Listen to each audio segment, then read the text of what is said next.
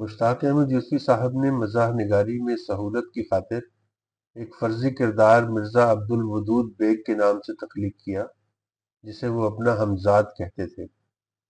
جب کبھی کوئی فقرہ معترضہ یا کوئی سخت بات لکھنی ہوتی تو اپنی طرف سے کہنے کی بجائے مرزا عبدالودود سے کہلوا دیتے۔ اپنی تحریروں میں اکثر وہ اسے صرف مرزا کے نام سے بھی مخاطب کرتے تھے۔ ان کے قارئین مرزا سے اچھی طرح واقف ہیں۔ کراچی سے آپ بذریعہ ریل کہیں بھی جائیں تو آپ کو روہڑی سے لازمی گزرنا پڑتا ہے۔ اس صورتحال کو لے کر مرزا عبدالودود بیگ کہتے ہیں کہ قیامت کے دن جب سور پھونکا جائے گا تو اہلیان کراچی میدان حشر میں بھی براستہ روہڑی ہی جائیں گے۔ جان ایلیا لندن یاترا کے بعد وطن واپس آئے تو ہر جگہ اٹھتے بیٹھتے برطانیہ کی ریلویز کی تعریفوں کے پل باندھتے دکھائی دیتے۔